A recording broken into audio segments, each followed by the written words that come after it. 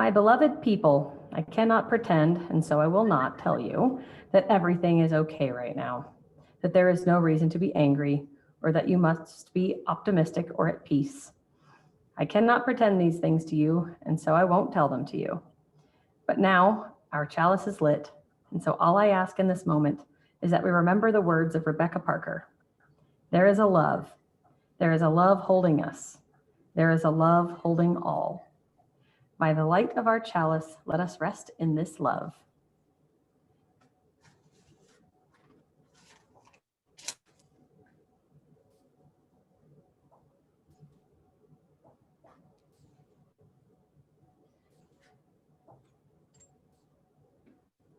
I'd like to welcome anyone with joys and concerns to share to let them be heard.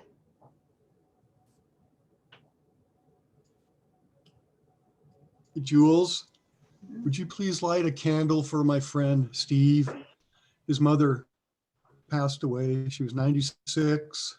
I haven't spoken with Steve. I just found out a few minutes ago, but I suspect it's one of those kind of mixed blessing things, but thank you.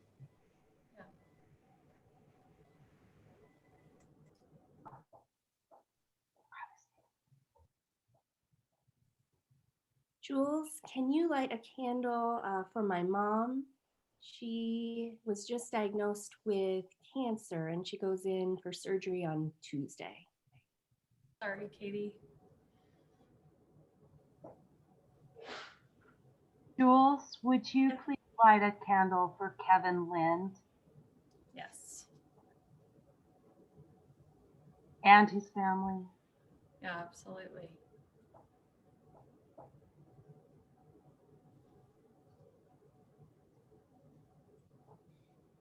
While we're on the cancer theme, I have good news. I learned recently I do not have prostate cancer.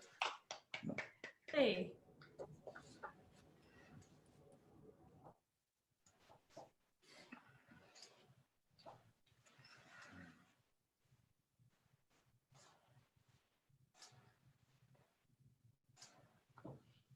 I'd like to light a candle because I'm joyful to see Reverend Colley, and I need to light a candle for my oldest brother and hope that he figures out how to let go of his anger.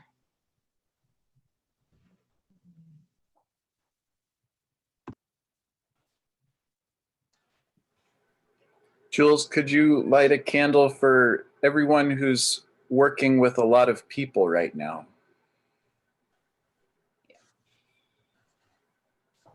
In that same vein, I would light one for the best of hope for after Thanksgiving.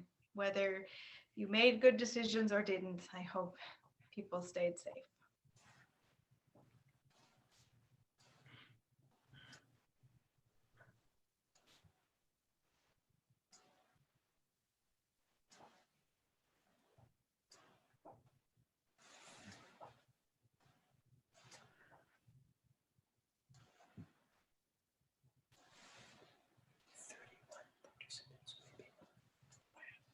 Okay, and I will light one more candle for joys and concerns felt in our hearts but not expressed.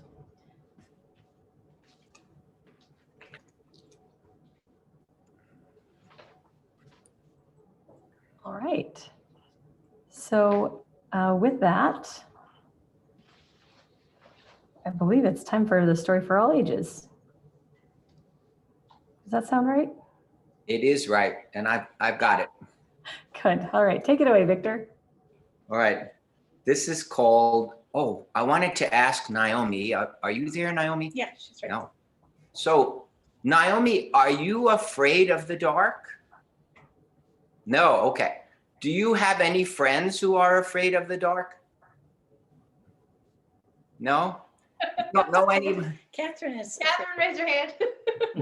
Oh, Catherine's For afraid. real, she is. All right, so this is for anybody who might be afraid of the dark. And it's called Who Loves the Dark? And it's by Sheridan.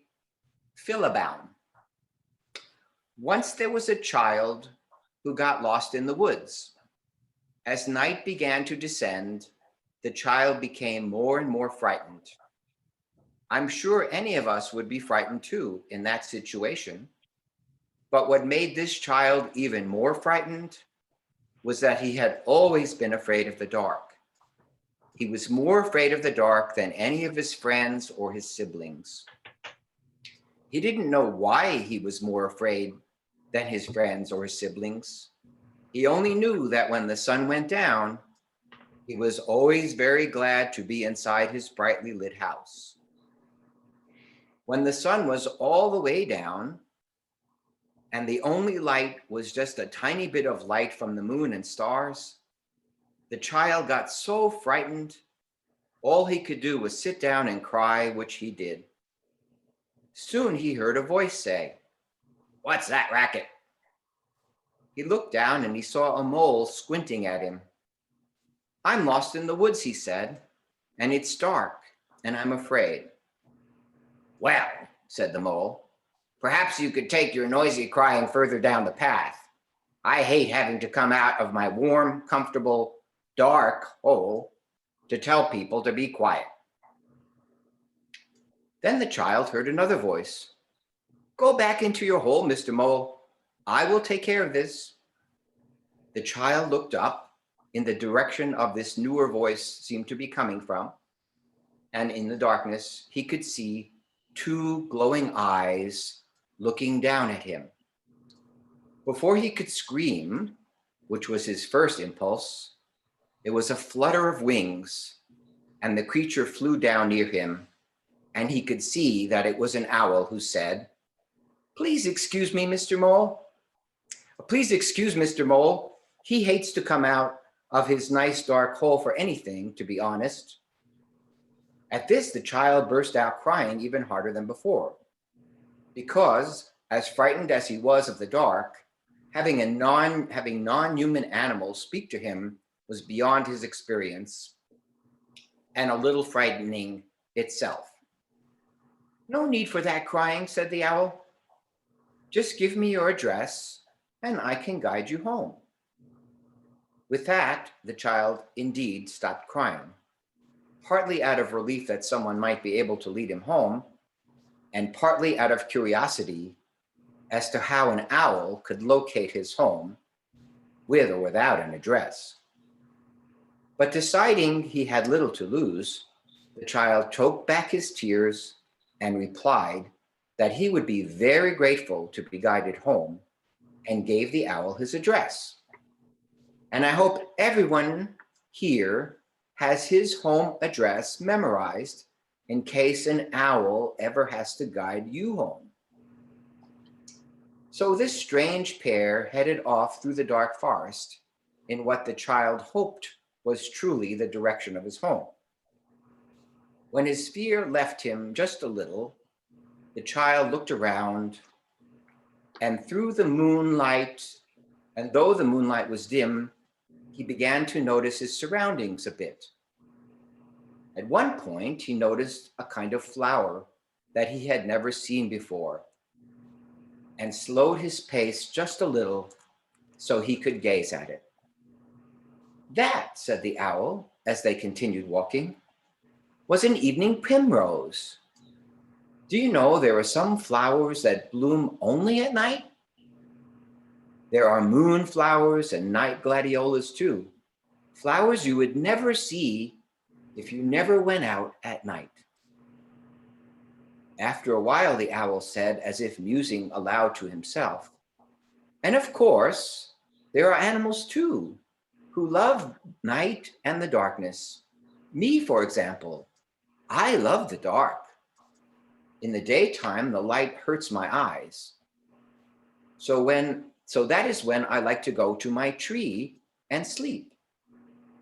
To this, the boy replied, "Well, I like the daytime. I can see to kick a ball. I like the hot sun at the beach. And when the dark isn't scary, it's just boring." "Boring, you say?" replied the owl. She clearly had some opinions to express on this point, but just then there was a fluttering and a squeaking around their heads. It took the child a few seconds to figure out what it was, and he shrieked, "A bat!" And he started flailing his arms to knock the creature away, shrieking the whole time. The shape backed away and, hovering out of reach, said, "Excuse me, that's just my way of saying hello." "Well, hello to you, Mr. Bat," said the owl. "This child was out here lost in the forest, and I'm helping him find his way home. You're not hurt, are you?" "Well," said the bat, "I probably have a bruise on my backside, but I think I'll live." "But you're a bat," said the child, "a creature of darkness. Weren't you trying to drink our blood?" "No," said the bat. "I've been eating lots of yummy insects who would have been biting you if I hadn't been around. Anyway, I couldn't help overhearing what you said about darkness being boring. If you want to come with me a bit out of your way, I can show you something really exciting."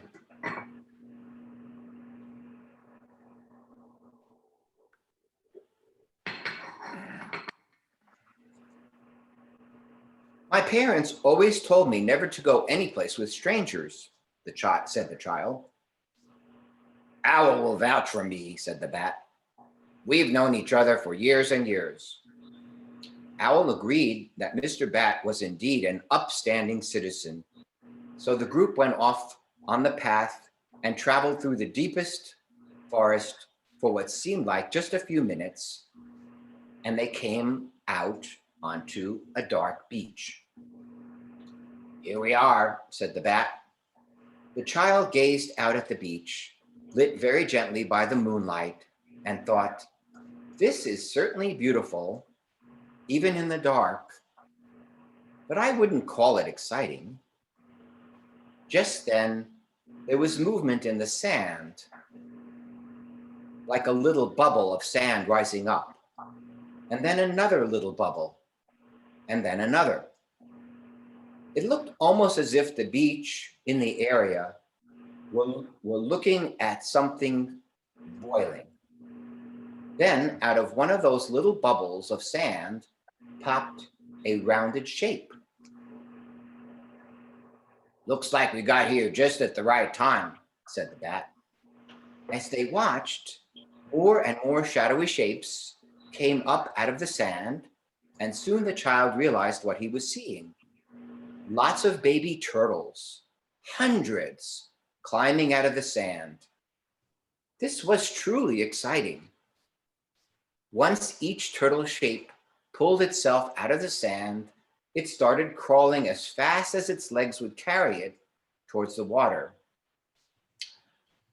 "When baby sea turtles hatch," said Owl in a sort of teacherly voice, "they need to find their way to the water.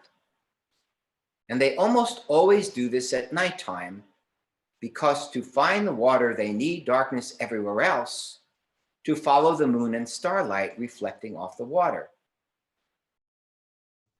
Daytime sunlight is too bright and scattered everywhere." "Oh," said the child. As they turned to leave and head back towards the child's home, Owl spoke once again, as if thinking out loud to herself. "You know who else loves the darkness besides all the nighttime plants and animals? The moon and stars love the darkness. That's when they can really shine. Oh, they're there in the daytime as well, hidden behind a wall of light. But when that wall goes down with the sun, the stars and the moon reveal their beauty." After what seemed like a very short time, the child and the owl left the forest and walked down the street that the child recognized as his own. He was very happy and relieved, but also a little sad to say goodbye to Owl, to whom he gave a very gentle hug and a thank you. He went into his home and, being extremely tired, got ready for bed right away. Before he went to bed, as a matter of habit, he bent down to turn on the light, the night light that he had always kept glowing through the night to keep the dark at bay. But before his fingers touched the switch of the nightlight, he smiled and pulled his hand away. He got into his bed, pulled up the covers, and let the comforting arms of the darkness soothe him to sleep. Thank you, Victor.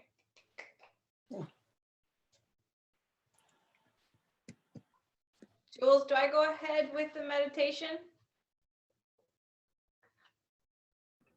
Yeah, go for it. Good times. And I'll play Spirit of Life when it's done. Cool. All right, so can you give me a thumbs up if everybody can hear me okay? Sweet. Awesome. So the meditation today is called The Inescapable Divine, and it is by Howard Thurman. Waiting is a window opening on many landscapes. For some, waiting means the cessation of all activity, when energy is gone and exhaustion is all that the heart can manage. It is the long and slow panting of the spirit. For some, waiting is a time of intense preparation for the next leg of the journey. Here, at last, comes a moment when forces can be realigned and a new attack upon an old problem set in order. Or it may be a time for reassessment of all plans and of checking past failures against present insight. Waiting may be the long moment ahead when the landscape stretches far in many directions, and the chance to select one's way among the many choices cannot be denied. For some, waiting is a sense of disaster of the soul. It's what Francis Thompson suggests in the line, "Naked I wait thy love's uplifted stroke." The last hiding place has been abandoned because even the idea of escape is without meaning. Here is no fear, no panic, only the sheer excruciation of utter disaster. It is a kind of emotional blackout in the final moment before the crash. It is the passage through the zone of treacherous quiet. For many, waiting is something more than all of this. It is the experience of recovering balance when catapulted from one's place. It is the quiet forming of a pattern of recollection in which there is called into focus the fragmentary values from many encounters of many kinds in a lifetime of living. It is to watch a gathering darkness until all light is swallowed up completely without the power to interfere or bring to a halt. Then in that darkness, to continue one's journey with one's footsteps guided by the illumination of remembered radiance. This is to know courage of a peculiar kind. The courage to demand the light to continue, to be light even in the surrounding darkness. To walk in the light while darkness evades, envelops, and surrounds. This is to wait on the Lord. This is to know the renewal of strength. This is to walk and faint not. Whither shall I go from thy spirit? Whither shall I flee from thy presence? If I ascend to heaven, thou art there. If I make my bed in hell, behold, thou shalt be there. If I say, surely the darkness shall cover me, even the night shall be light about me. The darkness and the light are both alike to thee.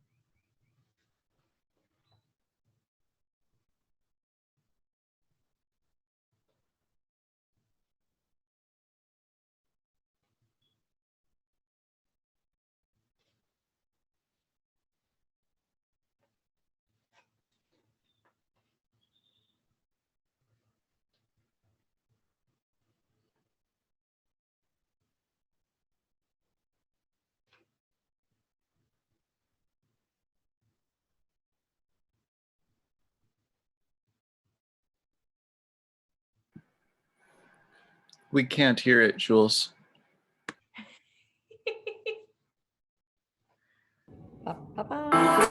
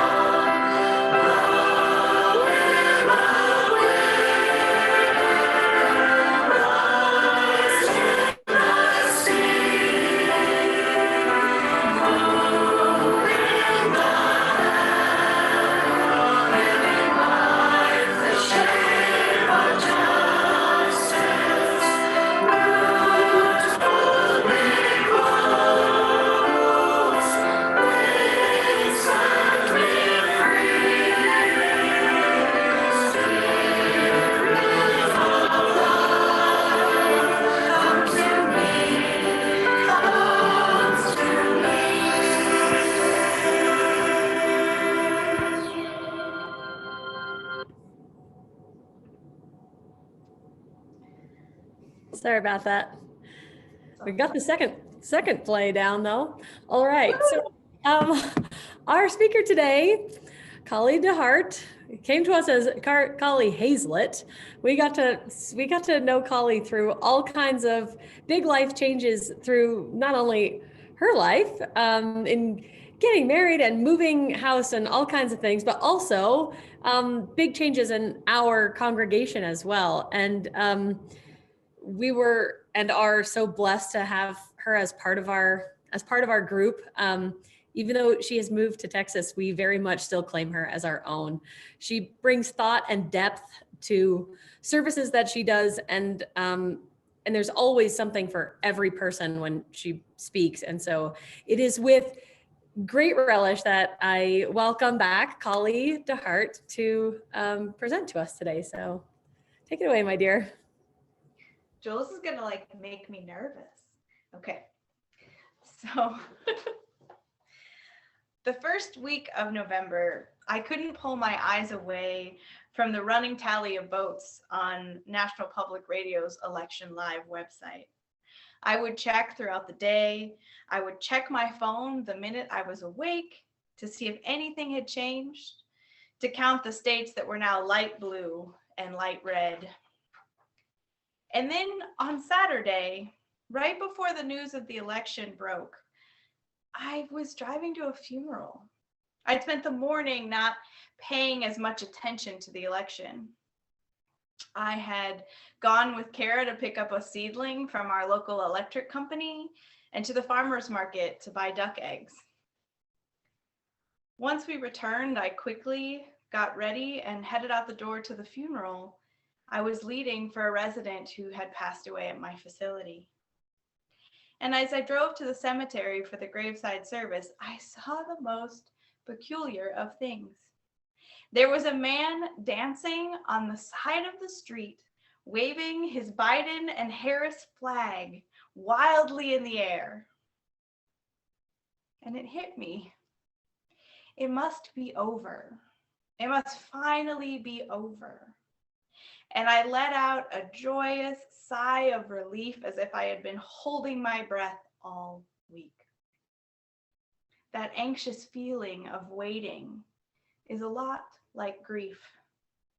It sits deep in your chest, and you can only forget about it for so long. It waxes and it wanes, but it stays persistent and nagging. And for some, there's an experience of guilt for the moments of happiness and joy they do experience. How can one be happy when they are grieving? And when is the right time to be done? The last 4 years have been filled with a lot of grief for me and many others who have not agreed with Trump and his leadership of the country. But as we saw during the election, the country is torn. There is so much distrust, and there was a very fine line of victory as the polls stayed neck and neck for much of the week. I had to recognize that not everyone feels the way I am feeling right now. There are family members and friends afraid to ask each other who they voted for.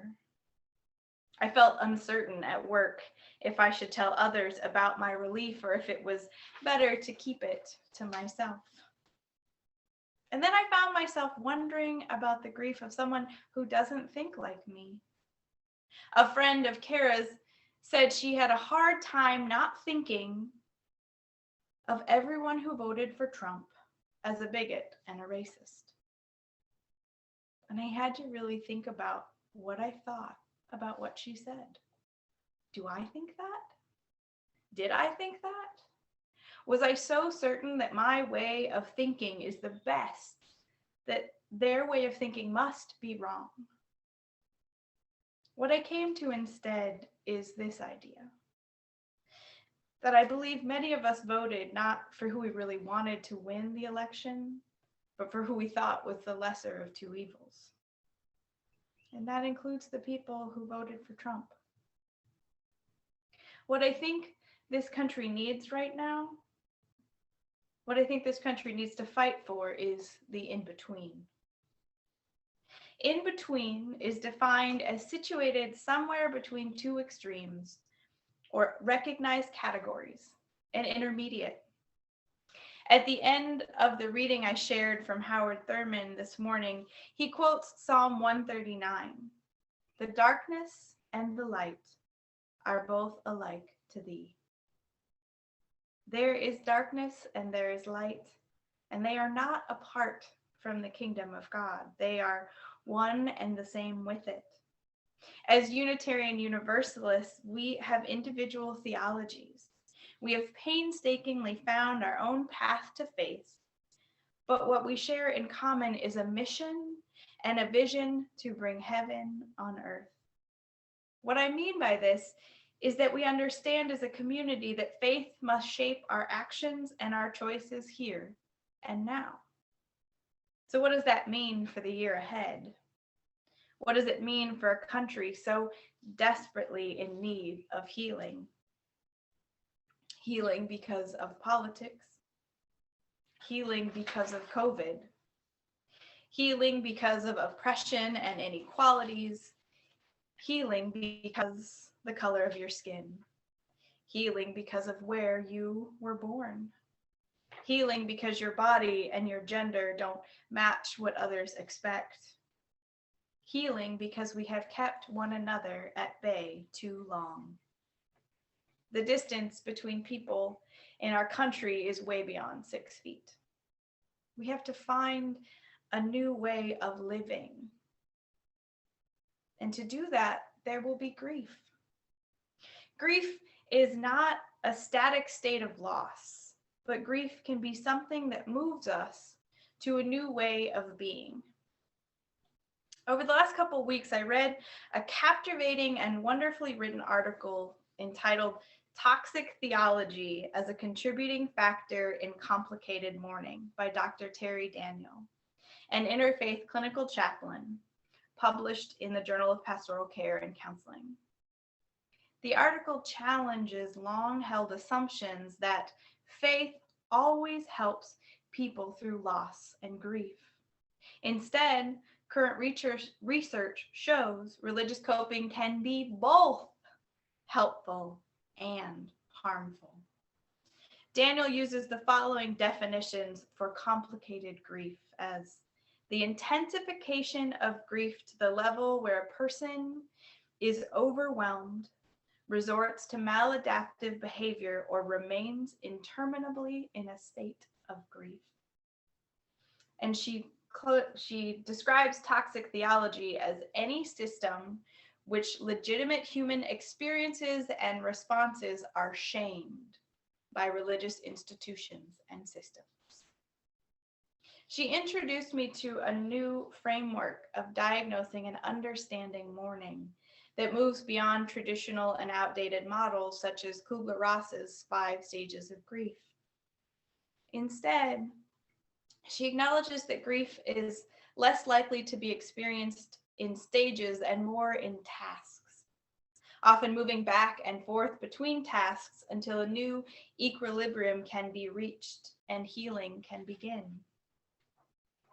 In her conclusion, she writes this: "Some people see God as a man in the sky who distributes joy and sorrow, reward or punishment, either randomly or according to what we earn through our behavior. If it is the former, if your experiences are random and cannot be controlled, then our prayer and religiosity are pointless. If it is the latter and God is a doting parent whose blessings can be earned, then God is essentially running a protection racket. Because even if blessings could be earned, the rewards are inconsistent and the conditions we must meet to earn them are unclear, which is a very bad form of parenting. When our good behavior isn't rewarded, we feel abandoned, betrayed, terrified, and completely alone. With this expectation, despite our efforts to earn the love of this fickle parent, there is no assurance of safety or protection. If we think God's love is supposed to provide us a conflict-free existence, we will always be disappointed. What Daniel is ultimately suggesting in her conclusion is that these images of God are outdated and, more importantly, unhelpful, even hurtful. Religion has too long been focused on humanity as being flawed and in need of being saved or fixed. Instead, she suggests we consider that perhaps there is nothing wrong. Perhaps we are exactly what we should be. An evolving species experiencing all the drama, beauty, and intensity of incarnation, which includes both love and loss.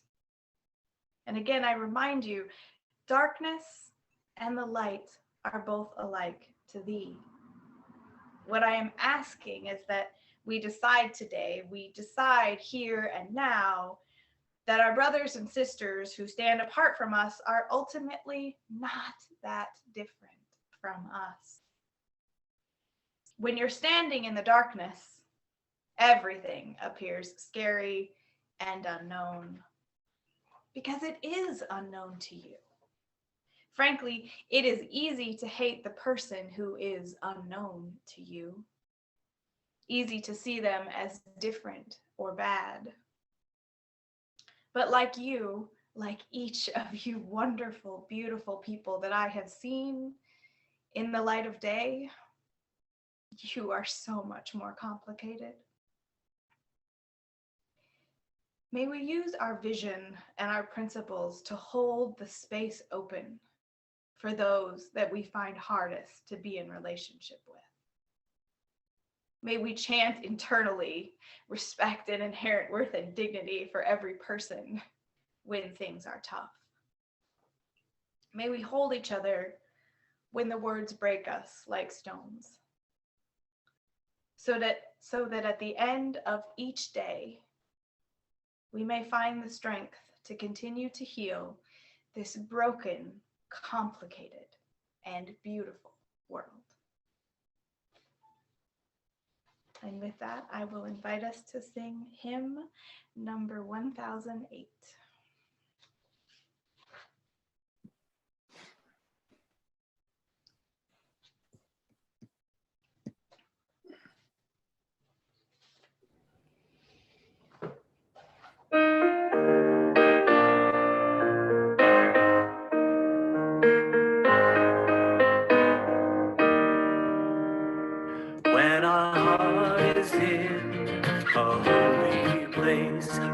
our heart is in a holy place. We are blessed with love and amazing grace when our heart is in a holy place. When we trust the wisdom in each of us, every color, every creed and kind, and we see our faces in each other's eyes, when our heart is in a holy place. When our heart is in a holy place. When our heart is in a holy place. We are blessed with love and amazing grace. When our heart is in a holy place. When we tell our story from deep inside, and we listen with a loving mind, and we hear our voices in each other's words, then our heart is in a holy place. When our heart is in a holy place. When our heart is in a holy place. Yeah, we are blessed with love and amazing grace. When our heart is in a holy place. When we share the silence of sacred space, and the God of us is within, and we feel the power of each other's faith, then our heart is in a holy place. Then our heart is in a holy place. Then our heart is in a holy place.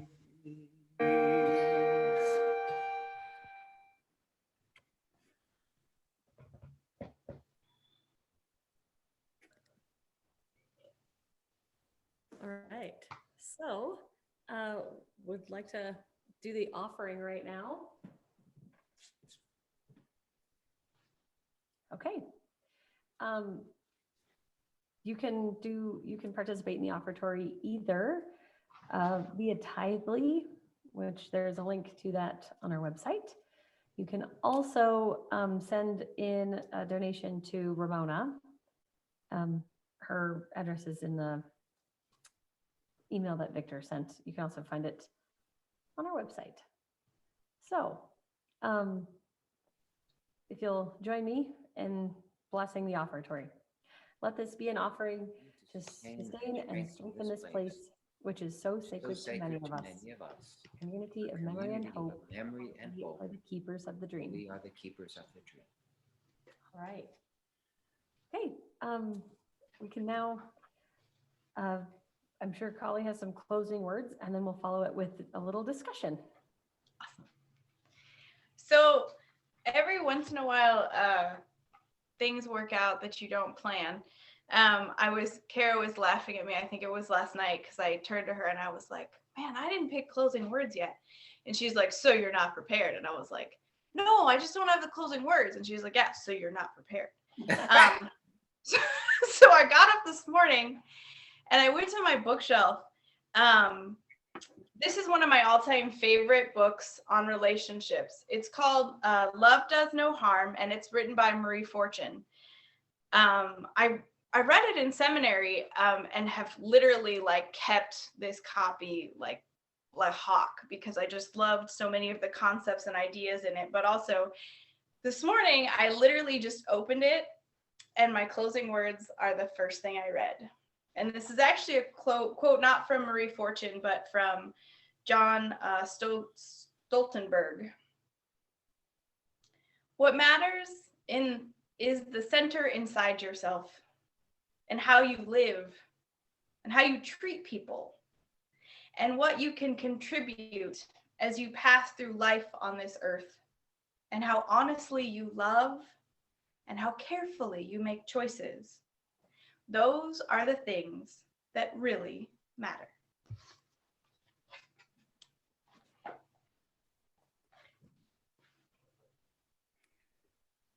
All right, so any ideas for discussion, please feel free to share.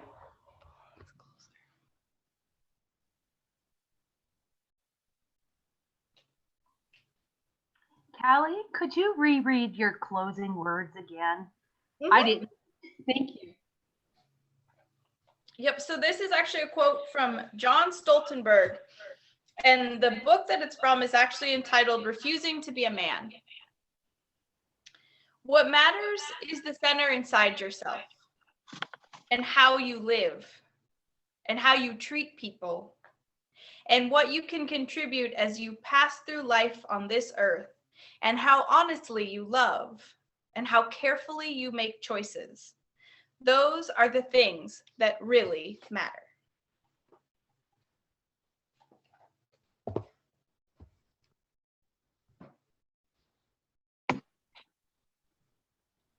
I would like to say something.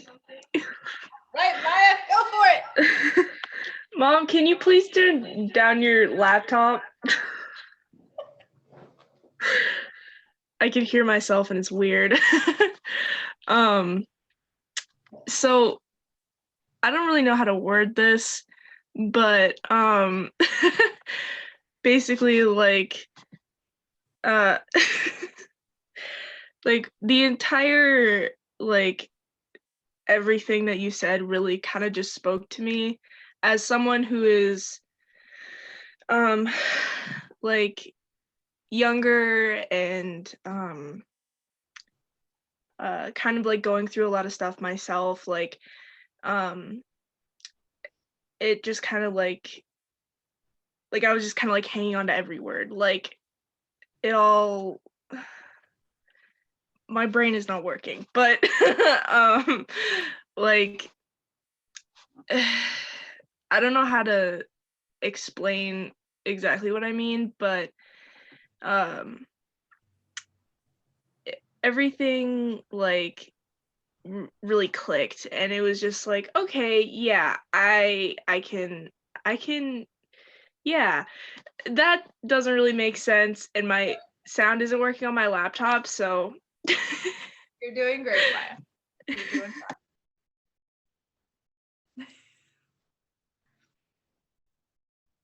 my mom said I can relate to the grief. That's what I was getting at. Yeah. Yeah. And how we move through grief is not one singular way.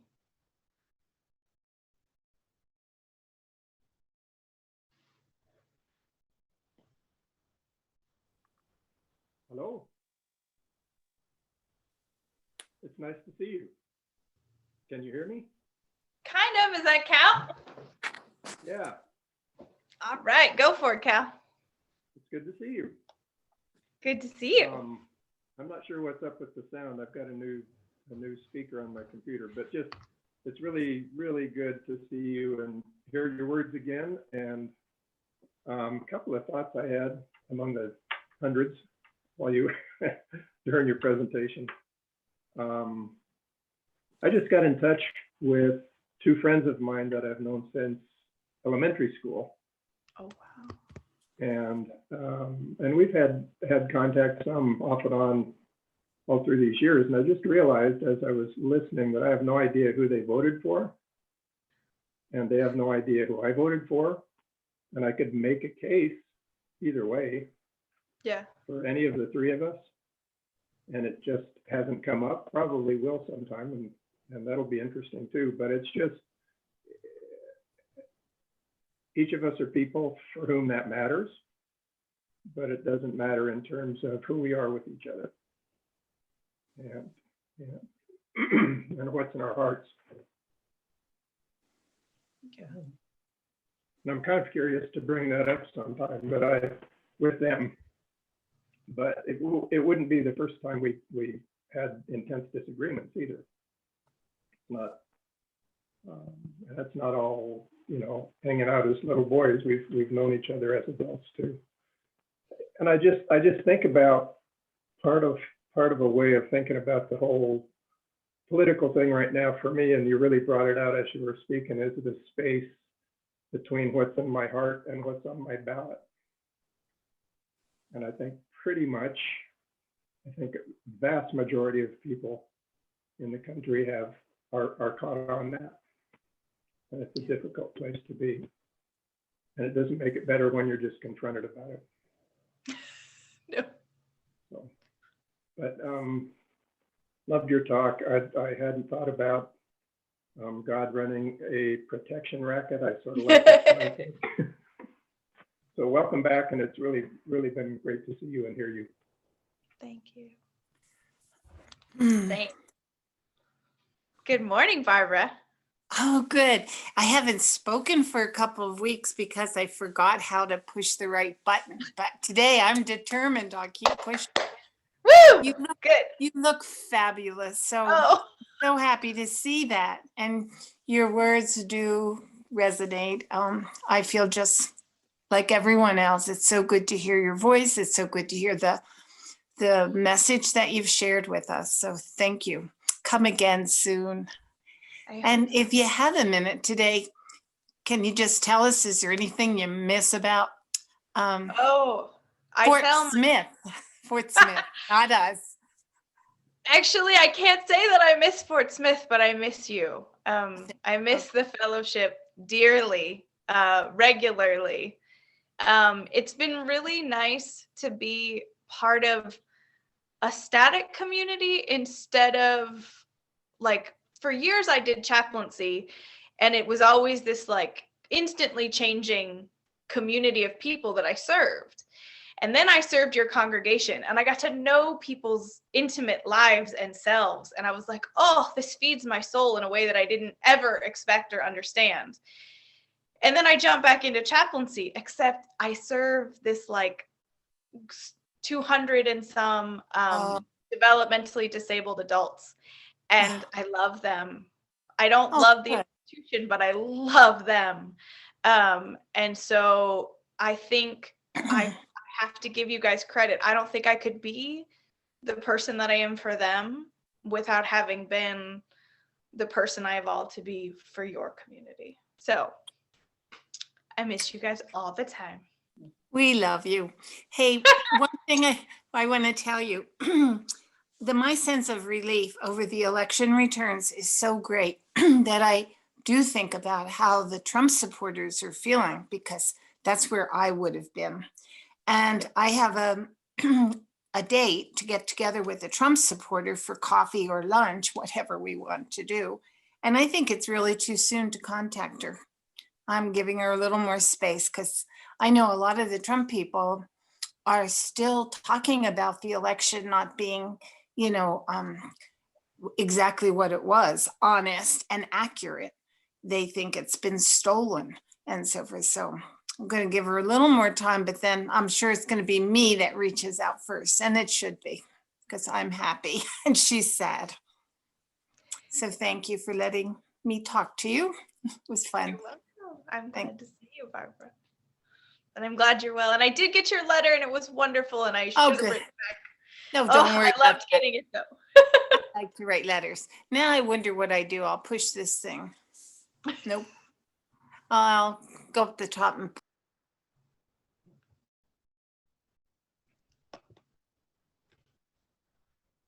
Well, I'll jump into the silence. I really, it's so wonderful to have you join us, and I'll just add my voice to the appreciation for having you with us and sharing your thoughts with us and being with us. I'm putting together, and I don't know if I'm doing this in the way you intended, these kind of two things that I grasped from your talk. One being, feelings about the other who lost, and then and how I am called as a person of faith to respond to that. And then the other piece is that being in between the light and the dark, and how both the light and the dark are part of a whole. And so that challenge maybe that each of us has to try to create wholeness by reaching out to the other. And so I'm kind of putting these two pieces together. I I figured that's what you were after, but I just thought I would put that out. I have missed your summaries, Victor. I have missed them. I'm always like, I put all this stuff out there, and then Victor's just like, in 3 sentences, here's what you did. I'm like, okay, good. My concept was to challenge that.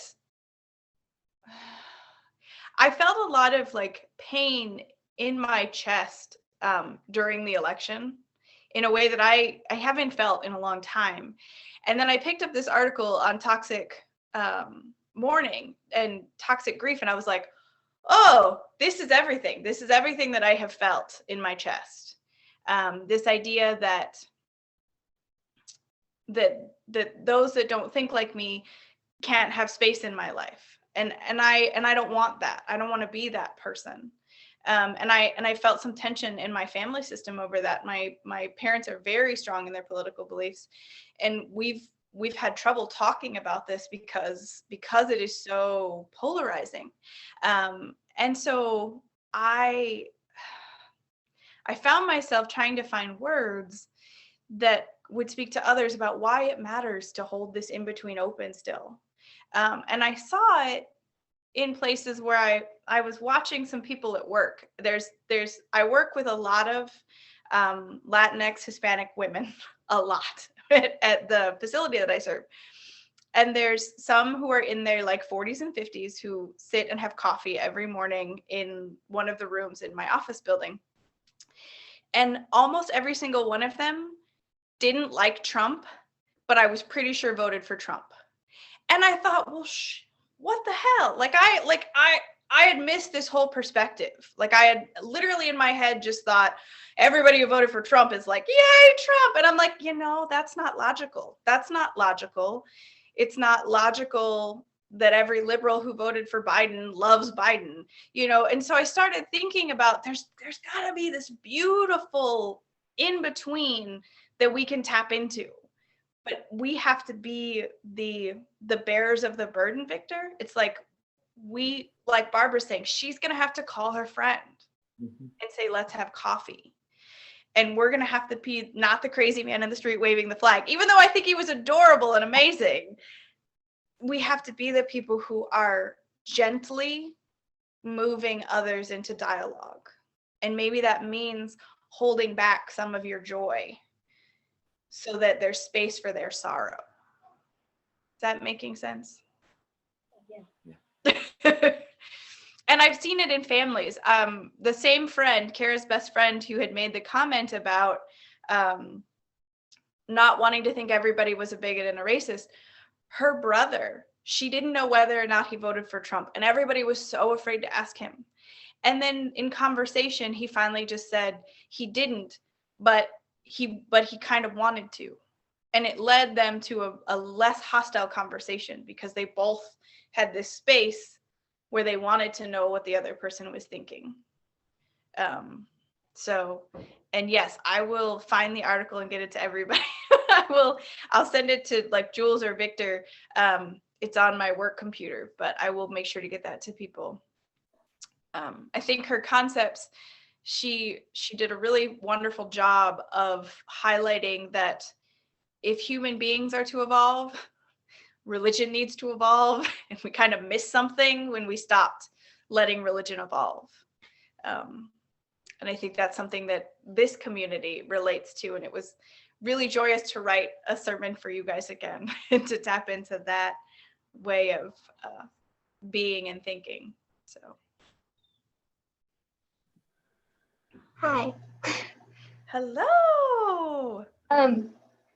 So I have a thought that I think that voting for Trump this is just my belief, is actually a bigoted act inherently. And I also think that even people who are bigoted have inherent worth and dignity.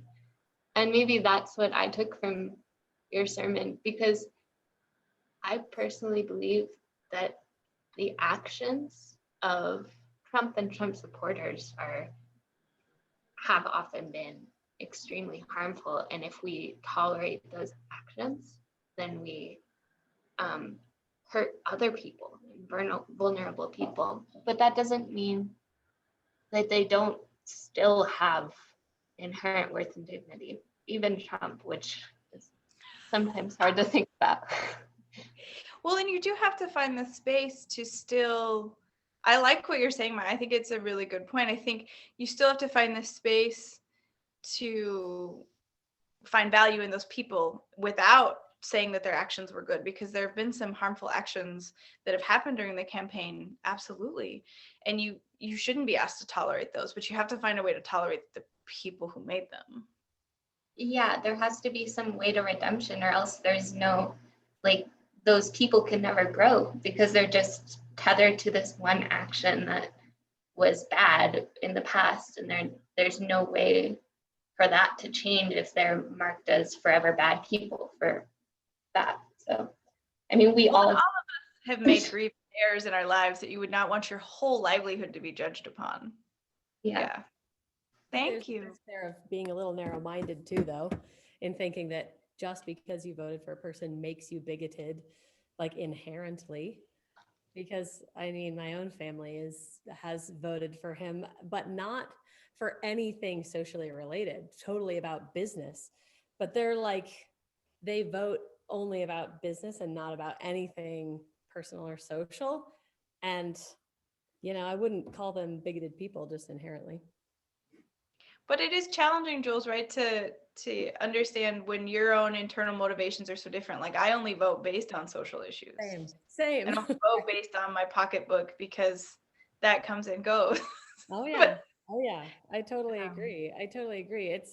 But I think it's more important to look at the things that you have in common than the things that you don't, or else you will have nothing but hatred for other people. But especially in the community you guys live in. I mean, you live in a community where you are the minority. And so how do you find meaningful relationships and build trust, knowing that that's always something you're probably being judged upon, and you can't help but maybe judge them upon, because judgments are inherent. They're not inherently good or bad. They're just the way our brains work. It's what you do with them that becomes good or bad.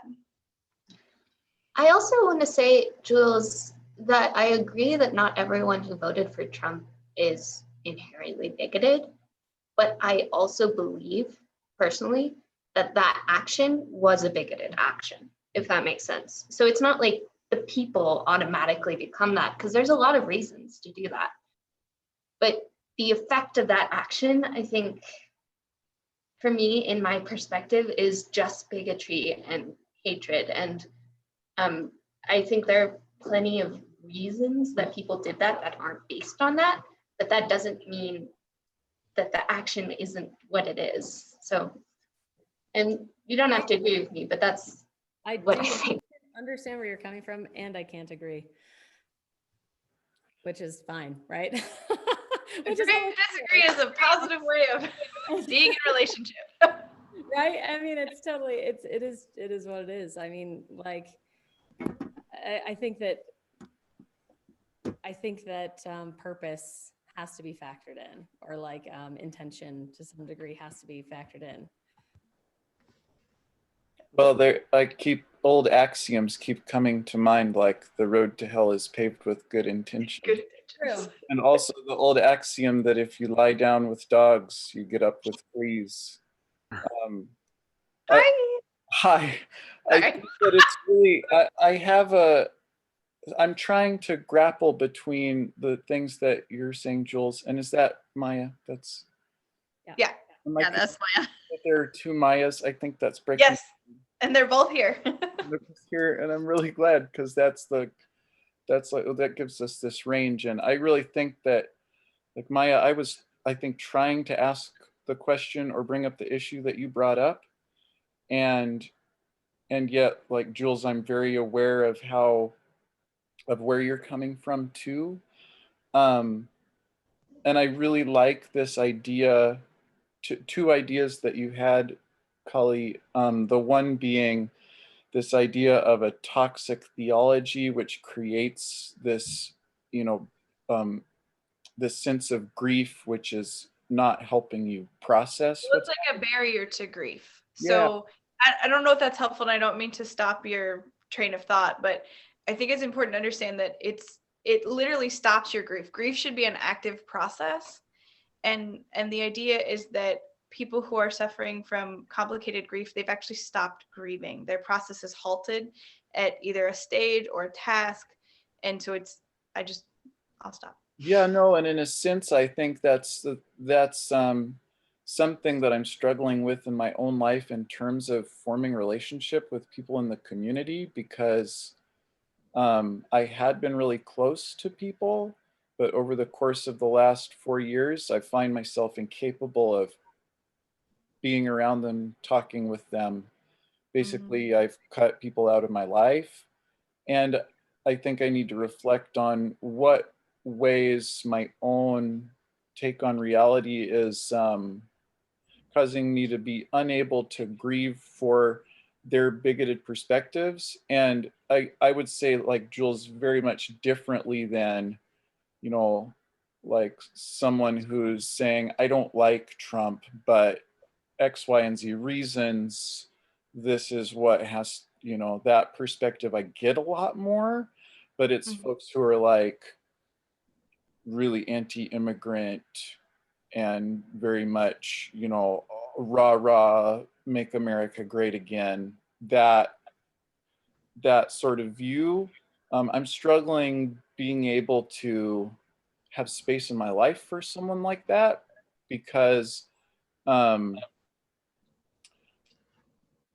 it seems like my life and my energy is somehow temporally bound, and that if I'm giving them my time and my compassion, that is giving my time and my compassion to someone who is abusing it, in a sense.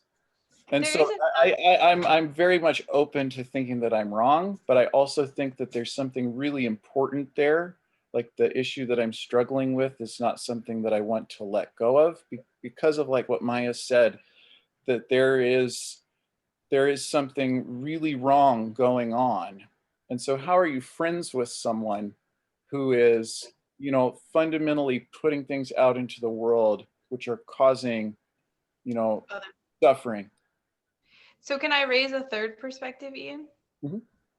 So the third perspective that I would raise is that what I'm encouraging is an in-between space for the people you have to engage with.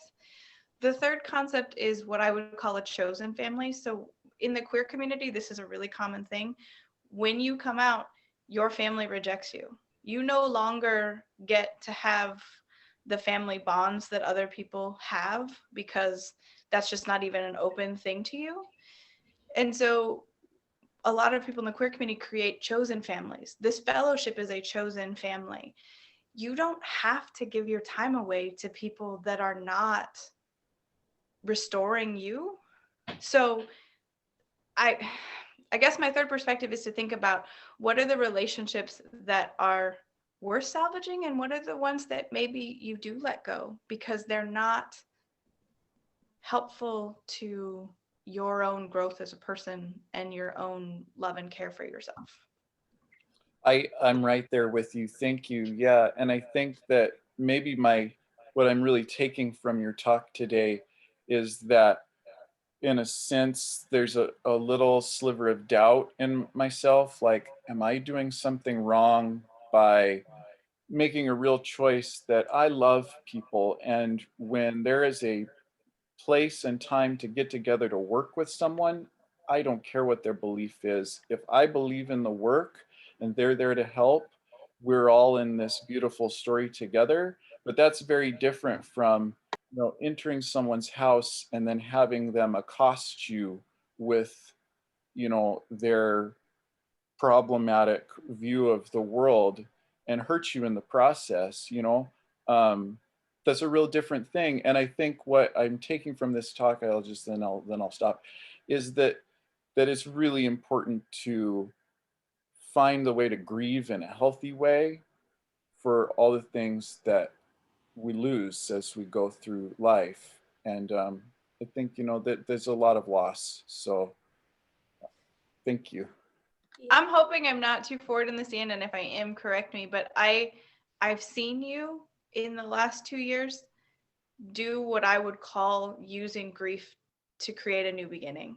And I think that's what the article that I was talking about was trying to highlight, is that grief can actually be this like thing. When you move into grief openly and honestly, it can actually make you more of who you want to be in the world. If you don't, it just becomes a roadblock to even dealing with your world as it is. And that's not something I would say about you ever. So I just want to clarify one thing. So to both Maya and Ian, I super agree, because I'm like, oh, like, you stupid people, like, how can you hate others like so much, you know? But I also know, just knowing myself, anger is a huge block to me moving forward in my grieving process. And I know that like 4 years ago, I was in a really terrified and horrible place, like in a very scared place.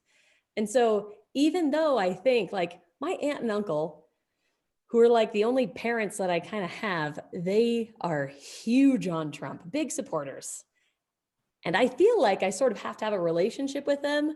So I have to separate the fact that like what you did in voting for this person caused so much heartbreak and so much terrible, it put so much bad juju into the world. And I need to try and find a middle ground, or otherwise, like, I will have, I won't, I guess I see my maintenance of the relationship with them as personal growth for me, because if I only surround myself with the likes of all of you beautiful people, I will just think that this is how everyone in the world thinks.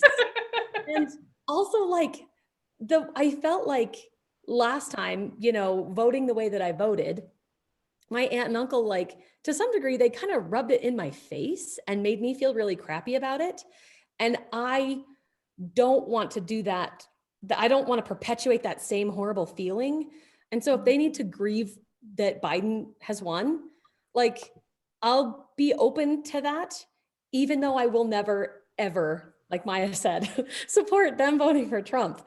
But like knowing myself, I can't let my anger at their bigotry block my moving forward. Even though, like Ian, I've had a ton of friendships die during this pandemic because they refused to wear a mask, which is just basic human kindness. Like if you don't have this, share the belief of basic human kindness, like wearing a mask for your neighbors, how can we maintain a friendship? Like, it's a tough balance to strike. And so like all these points are so great, and you all have given me so much to think about, and you're amazing humans with deep thoughts, and I love you all. I just wanted to pop in. I've been wrestling, you know, I'm born and raised here in Sheridan, and this is traditionally and still heavy Republican place. It's also lily white. And I've been trying to figure out how to still relate to some of those classmates and people who are college graduates. You know, a lot of people think they're all hillbillies and uneducated, and that's simply not true. I know a number of people, and they're not inherently more racist than I am. And, you know, the inherent racism is different than overt actions. And yes, I view voting as as a volitional racist act, voting for Trump. But I went more to a scientific perspective, and I said, you know, logic, at least we all on the left think we support science and facts and things that have been really ignored for 4 years. But I realize that most people's reaction is based on emotion. Your knee-jerk reaction is emotion. It is a modeled and learned behavior to look at facts and change your mind. And how I have separated out some of those folks and this dissonance is to say, okay, I'm going to view these people as emotional reactors and base my thoughts on trying to bridge with them on the fact that they are reacting emotionally and not with their factual, logical brain. And that has helped me see, okay, you know, these are still good human beings. I don't agree with what they're thinking, but they are reacting differently than me. I can weigh facts, I can look at facts and change my mind, and I do it a lot to go to original sources and look at things. And you know, some people do that better than others. And so I'm looking at it that way to help bridge the gap. Thank you, Sue. Oh, Holly. yep, go ahead, Holly. You gotta unmute yourself. There it is. Can you hear me now? Yes, Holly.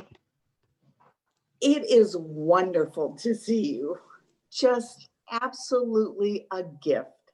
Thank you. The same, Holly. Fits all. Okay. One of the things, and I haven't really processed this, but I'll just throw it out anyway, is I've always believed that feelings are just feelings. They're neither good nor bad. They're just feelings. It's what you do with those feelings that gets you into trouble or whatever. One of the things that I resent is the fact that this election has been called a fraud. And it takes away my feeling of joy. And it takes away my feeling of wanting to go to the other side and say, what are y'all about? And I think as long as that cloud of fraud hangs over this country, it's going to be really difficult to move forward and to heal. Yeah. That's all. No, I mean, I think, Holly, I think you're raising that sort of thing in the back of my brain that makes me sad is, I mean, it started with, if you look back at sort of the length of Trump's career with this like false news thing, right? Like we all remember when all of that started, and it was like this idea that I think, and I think Sue said it well too, that like fact is not fact, which for those of us who have very academically minded brains, that's like just totally screwed us over because we just, fact is fact. And it's just going to take a really long time to move back to where that is the accepted norm. And I worry sometimes that it won't ever fully go back. But yeah, I think it does make it, there are people, I mean, I guess I think what Ian raised is really important. There are people who are, it's going to be worth bridging the conversation with, and there are people it is just not, because they are not people that you want in your lives on a regular basis anyway, and it doesn't move your life forward and it doesn't add meaning to your existence. And then there are people who you're going to want to hash that out with because they're people that you work with every day, or they're people who you have known your whole life, like Cal was saying, who you just, that's going to be a conversation you have to hash out because they're worth it, because their inherent worth and dignity is worth having in your life. And that's just the tough call we all have to make. My best friend has blocked numerous people on Facebook over the last 4 years because she literally could no longer even see their comments.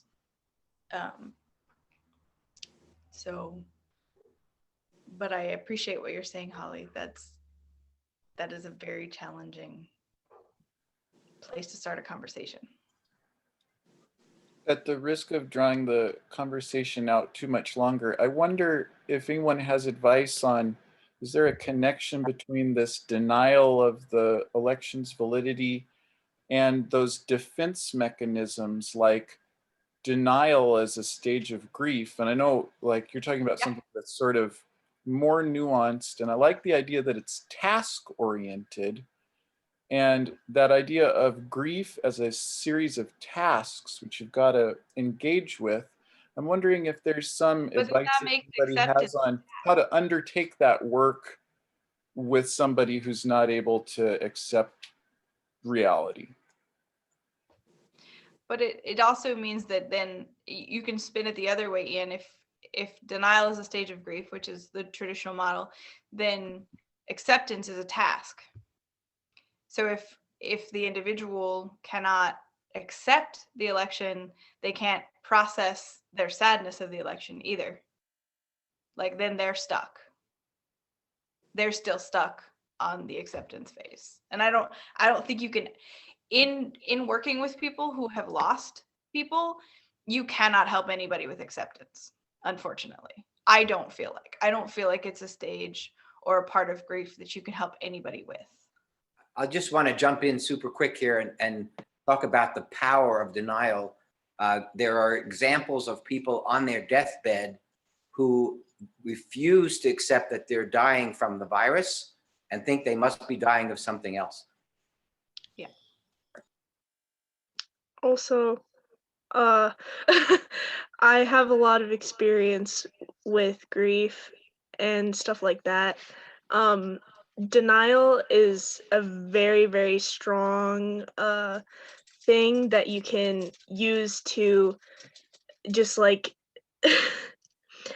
like when my dad passed away, I was pretty young. I was about 12. And I was numb for a very long time, and I pretty much just kind of like denied it for as long as I could until all of the emotions crashed onto me. And when thinking about grief, that's one of the things I think about is how long you can deny it until it like just crashes into you like a wave, pretty much. So that's that's what I have to add to that. I just want to thank everybody for this conversation. It's Kali, your talk was wonderful. I just have a lot of feelings about trying to heal some relationships in my family. And I have to say, as far as the election, I don't think this is any kind of normal election that we've ever had. It wasn't between a Republican and a Democrat with different policies that people support or not. It was between somebody who has good intentions and somebody who has proven for 4 years that he doesn't care about anybody. My thoughts. Thank you. Thank you so much, Catherine. It's really great to see you. It's really great to see all of you. Like, I really can't even put it into words. Yeah. Are we ready for? If you, what? Are we ready for extinguishing the chalice? I unless anybody has any like burning things to share, I will try to get back to people. You all can email me anytime or send me texts. I will respond. But I will try and get that article out to people, especially there's been a couple people in the chat who have mentioned their own grief process. The woman who writes the article, like I said, she's an interfaith chaplain. I think her thought process and her language is really friendly to Unitarian Universalists. It's more digestible. You don't have to filter it through the lens of, oh crap, I'm I hate translating out Christian information sometimes. But I just want to, I hope the takeaway from the sermon is less about politics and more about having faith in the complicated nature of human beings and how much each of you is wonderful. So I'll let Jules go.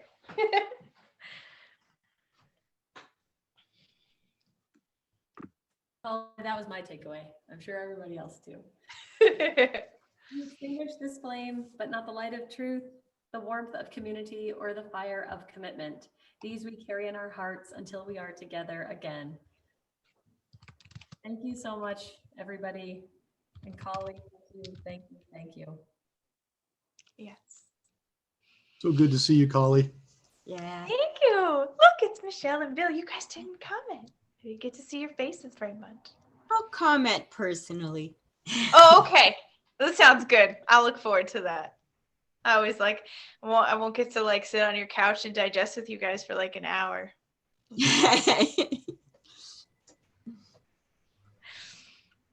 Ian, it was really nice to see your partner. That was very exciting. You guys look very happy. I meant to light a candle for Grace. Oh yeah. When you're in counting, Grace's high school play was really interesting. Yeah, it was awesome. And she and the students wrote it. She got kids to like write their own original. It was awesome. It was That's fantastic. I'm wildly impressed. It was so cool. It was so fun to watch too. I don't know if you saw it on my face, but like when Grace sat down, I was just like, yeah, like I made like a little, I was very happy. I'm gonna share the link to the show in the chat. Oh, cool.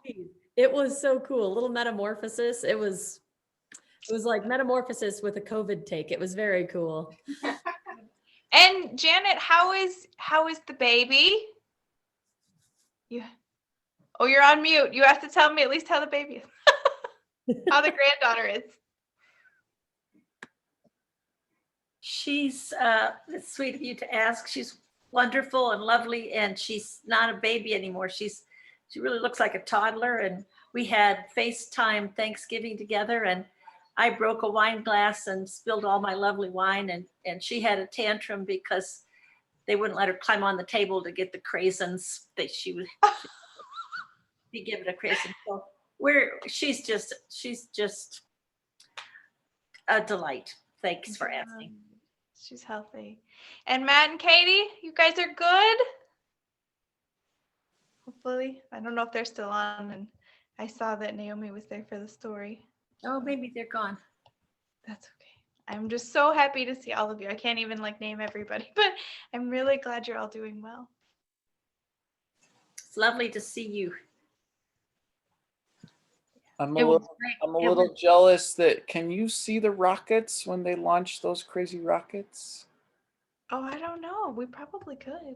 Probably could. There's a big rocket launch this week we're all looking forward to. Oh, okay. I'll have to get Kara to find out more of that for me. All right. We'll take care of it. Thank you, Callie, so much. You're welcome. Guys, be safe. Happy holidays. Thank you. You too.